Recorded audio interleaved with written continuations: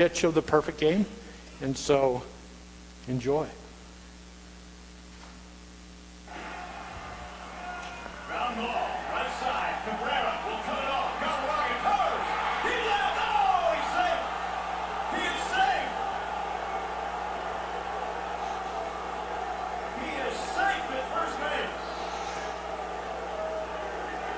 And here comes Jim Leland.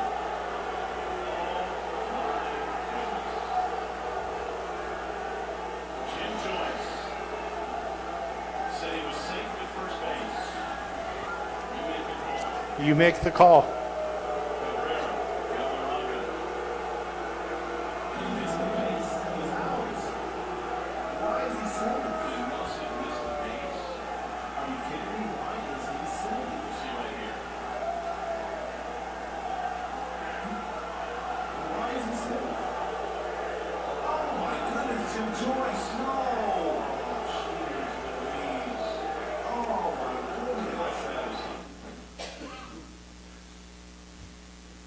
Dude never pitched in a World Series, 27 years old, worked his whole life for a moment, was about to do something that doesn't occur except for 0.00096 of the time you're going to see a perfect game. None of them will ever see a perfect game. The chance to get to play in a perfect game is the chance to be able to pitch a perfect game. It just doesn't happen, and the guy made a bad call. That's what a human thing is. He made a bad call. It was his perception from where he stood, he was out, or he was safe. And he made the wrong call, and it cost everybody there. And there's no going back. You can't retract it. They didn't have video then. Now we have a godlike creature called video, and they make the call. But that's what we do as humans. That's what we do. Not all the time, but we make a lot of decisions every day. And that's the number for perfect games. This is the number for you today. 1 out of 8 billion. Point, a lot of zeros. 12.5. This is the chance that today, the percentage, the chance that today someone is born that's exactly like you physically. And there's really no chance. It should be 0 because they don't have your parents, but we're going to play the stats game anyway. And that doesn't include emotions. That doesn't include mental things, likes, dislikes, environment, all that stuff. This is you. You are so 100% unique. There is nobody that can have your thoughts. There is nobody that can see what you see. You are 100% unique to this planet. Just today. I won't even talk about before and after. Today. Nobody can talk or think the way you do. And even in spite of that, and nobody else, it's for me, but it's for everybody else that I meet. Nobody that I meet in this room will be exactly like me. Nobody that I meet out in Sellersburg will be exactly like me, and I won't be like them. Even though that happens, you're still going to get judged. Even though we're all 100% unique, and we're all 100% different. And we have some likes and dislikes that are similar. Someone's not going to like the music you play. Someone's not going to like the clothes you wear. Someone's not going to like the food you like. Someone's not going to vote the same way you do. Someone's not going to, it just goes on and on and on. And there's a tendency inside of humans to think like they have to make a call. Like, I have to call this out. I have to be the umpire. I don't have total knowledge of myself. I don't have total knowledge of them, but I know I don't like their music. And I'm going to let them know. Whether by banning it in a church or whether by physically getting in front of them and telling them. I'm going to tell them what's wrong. You look wrong. You're overweight. You don't look like the magazines and the TVs that I'm so addicted to. And you can't stop that. You can't stop people judging you. That's how we're made, and it's part of the emptiness that we have because of the fall. But what you can control and what you can do is don't judge others. This is what Jesus said. One of the cool things he said about it, Matthew 7. It's on your sheet. Do not judge others. Do not. It says the standard you use will be the standard used against you when you face God. Meaning, you can't judge unless in your mind you've already have a measurement, a standard of measure by which you can tell people that they're good or bad. You have to carry that around with you. And you have to say, okay, based on my measurement, I have to tell you you're bad. And they feel the right to tell other people that they're wrong. And they use a standard that usually you can find in the media somewhere. They're addicted to television. They're addicted to magazines. They're addicted to radio. And so they make their lives trying to fulfill and be accepted by the media. Or by the group. It's group thought, herd mentality. But you don't have to do that. You don't have to do that. It's what Jesus says right after that. It's the log. And this is one more log out. He says, you have a log in your eye and you're trying to help a dude with a splinter. And this one's a guy with a stump telling the guy who has a log that he's wrong for making the guy with the splinter. And it goes on and on and on, of course. I don't know, until you get to redwoods, I guess. But it's that whole thought that somehow we can help you be better. And there is a place for that. But it's not in your, until you know them. A lot of times people say, I can help you be better. What they mean is, I can help you be like me. Don't need that. Don't want that. Don't care about that. Don't want to be like you. Really don't. You're amazing. You dress amazing. You listen to perfect music. You look beautiful. You're all great. God, I wish I was you. No. That's what judgment is. Slowly but surely over the course of time, people start looking like zombies. James says, God alone, who gave the law, is the judge. He alone has the power to save or destroy. So what right do you have to judge your neighbor? And it's an open question. If you know, you can tell me.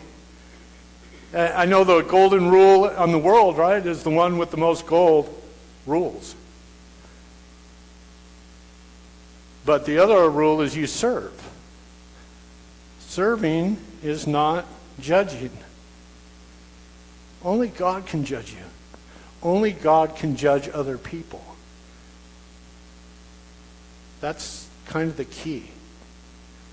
Paul went so far as to say, as for me, it matters very little how I might be judged by you or by any human authority. I don't even judge myself.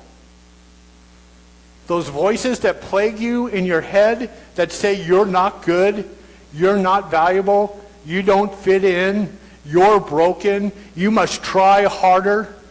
Or the other ones that tell you you're beautiful, you fit in, you look right, man, you got it going on.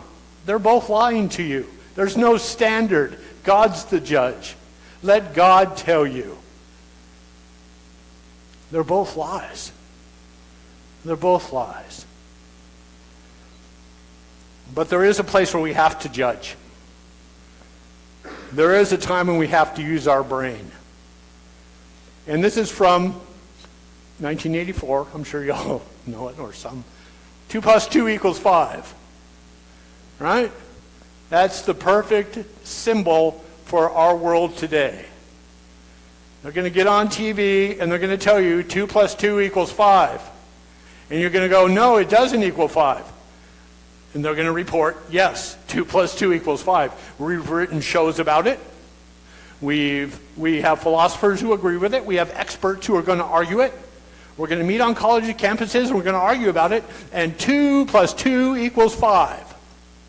And unfortunately, for a large part of the population, they'll start to believe it after saturation. After you just keep saying it over and over and over. I won't do another one again.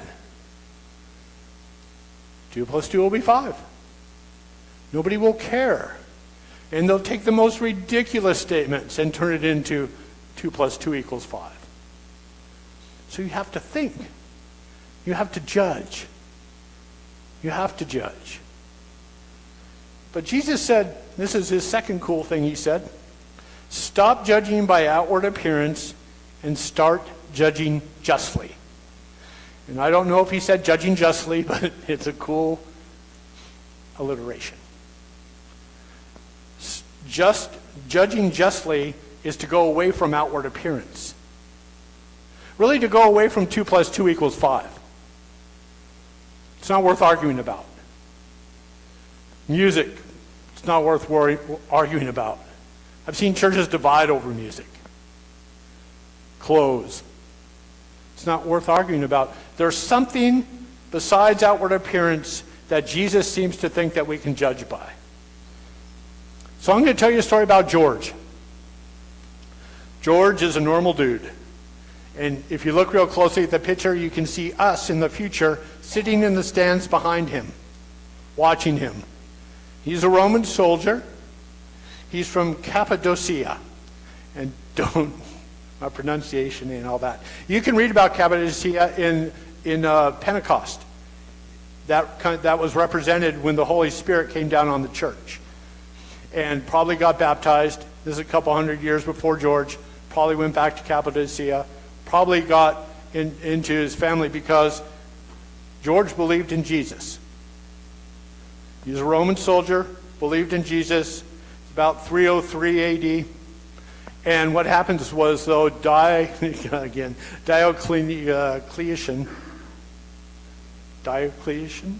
something like that, the emperor? I'll call him Dio. Emperor Dio decided he wanted a one religion inside of Rome. What the emperor wants, the emperor gets. Christianity was not going to be that religion. So he decided to pass laws and to set up situations where Christianity would come under some kind of assault by the government officials. They're going to be hurt. And so George was a leader, had gotten accolades for being a Roman soldier. And so what happened was, he was sent to a city with his soldiers to take care of the Christians, but he believed in Jesus. So what George did was sold all of his stuff, and he went before the leaders of Rome, the emperor, and he said, I can't do this. I believe in Jesus. So within the week, he was dead. First, he was tortured as a message, and then beheaded. That's what happened to George. So, of course, they started telling stories about him. You know, this is bravery, this is that. It got into the hands of an artist, and the artist came up with this. It's St. George slays the dragon, which there are a boatload of statues, and there are a boatload of paintings, and there's a ton of writing, all with this motif. And this is a biblical motif. If you don't understand what's going on here in terms of reality, because you ask yourself, is this more real or is that more real? See, to understand what Jesus said about judging justly, you have to know that's more real. That's more real. George didn't lose when he was killed. George won. He gave his life rather than lie. He could have gotten by. He was a leader. He didn't have to physically put his hands on people to assault them, but he was part of the supply chain. Couldn't do it. This is a victory. He won. George slayed the dragon. And you have to understand the literary device as a dragon. It's also a cultural device representing evil. Happened in the garden. There was a snake. Happened in Revelation. There's dragons running all over the place in Revelation. So they knew exactly what they were talking about with the Bible. St. George slew the dragon. He won. Just when we say Jesus' victory is on the cross, he died for the real life. He wasn't going to be he made the right judgment call. I can't do this. And then when you think of a dragon, you think of a judgment call, you realize it's in your head. These opportunities. They're thoughts that you play with, where you stand up for Jesus. You make decisions based on your belief in Jesus. And this is what it looks like. This is reality. Not, the fact sheet is great. That's outward appearance. Go George. Do your thing. But underneath that, what's really going on in this world is this. In your life, this is really what's going on. See, Paul said this. Paul said this in Ephesians. He said, we're not fighting against each other. We're not fighting against each other. We're fighting against evil rulers in the unseen world. Do you believe that? Do you believe that? We fight against mighty powers in this dark world. And I know we believe that because we're going to vote for one of them coming up here in a few months. They take my money whenever they can. And they cause divisiveness. And they rule the channels that flood our minds. And evil spirits in heavenly places. That's who we're fighting against. Dragons. Dragons who try to control our thoughts. Dragons who try to control our relationships. Dragons who give us value standards based on money and based on false identities and false value. See, because George won when he died, which is exactly, his fear of death was gone. His fear of death wasn't as great as his fear of being a hypocrite, saying one thing and doing another. That's who George was. And we all have dragons. We all have dragons. We all have thoughts in our head that are going to push us away from following Jesus. We're going to follow the world. We're going to dress like the world. We're going to let the dragons dress us. Hey, Mommy Dragon, what should I wear today? Hey, Mommy Dragon, how should I talk? Hey, Mommy Dragon, what music should I listen to? Please tell me. I can't think for myself. The kids are really mean to me in the sandbox. How can I best satisfy you, Mommy Dragon? And then if we don't, we're bad.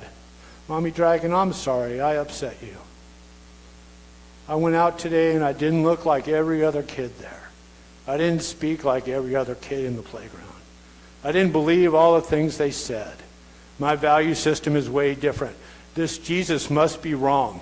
What does it mean in order to find your life, you must lose it? Jesus must have been crazy because the dragon is my friend. The dragon and its absolute homogenization of the human experience, that's what I want. I don't want to rankle anybody's feathers. That's what the voice inside your head is. It's asking you, pleading with you, begging with you, don't follow Jesus. I mean, show up to church. We don't want to go too far, you go to church, tell people you believe in Jesus, but don't base your life on what Jesus did. There's no evil spirits. There's no unseen spirits. It's all about me. It's all about me. What I want, what I see, what I do. It doesn't matter, Jesus said he was a servant. I'm not a servant. I get served. It doesn't matter that Jesus died on the cross for me. That doesn't mean I die on a cross. He died on the cross for me because I'm so good and valuable. That's what the dragon's going to tell you. Did God say that? No. Silly. The world's standards and the world's values, the more, whoever dies with the most toys wins. And it gets in there if you do something wrong. The dragon's going to identify you as what you did wrong. Your mistakes haunt you. That's what the dragon does. And we all have it. And because we're 0.00000, I know you got it too. And you know I got it too. We don't share with each other, and we don't want to. But we know that you got it. You can lie all you want. But everybody knows, following Jesus, that you got it. It's part of the package. Can't fool anybody. I don't care how you look. I don't care how good you are at talking or singing or dancing or whatever. It doesn't matter. You got the dragon. You got the dragon. The dragon is not part of this. The dragon is this world. Jesus is not part of the world. My kingdom is not part of the world. It's a judgment call. See, you're never the umpire. Ever the umpire. You're the player. You're not designed to be an umpire. That's why Paul said, I don't even judge myself. Because any kind of judgment, I'm going astray. I was not designed to judge. I don't have the capacity to know the world so well that I can make those calls. Just don't have it. I can fool myself and say I do, and I am called to make judgments in situations, but the reality is, when it comes to the value in God's eyes, or calling somebody or naming them something, naming yourself something, let Jesus name you. God said he loved you so much, he sent his only son to die for you. That's the value you want. And that's why Paul said, after he said that, I don't care about any of that. What did you say? He also said, I just press forward. Judging is a waste of time. And it doesn't always work out well, and it's not always beautiful, and it's not always pretty. But Jesus is. This is our life. And I don't know if that dude's going up or down, but his friends are there to help him. His friends are ready and waiting. His family is ready and waiting. His Christian brothers and sisters are ready and waiting. Because that's what life is. It's a walk through the valley of darkness. It's climbing God's mountain. It's no time for judgment calls. Dude needs help. Dude needs somebody by him. You know the story where the friends lowered the one guy, sick guy, through the roof. It's like they can't get in. They're too crushed. Can't get to Jesus. It's like, yeah, really? You know, hold my beer. We're taking my friend in. I'm cutting a hole in the roof. I don't care. That's what it's like. I don't care what the world says. I don't care what the TV says. I don't care what the radio says. I don't care what the catalogs tell me I'm supposed to wear. I'm following Jesus. I'm giving my life because I know it's a fight against the dragon. When Jesus says, don't look at the outward appearance, he means people are fighting the dragon. People are fighting the dragon. Don't get hung up. Don't get lost. You're fighting the dragon. Don't get lost.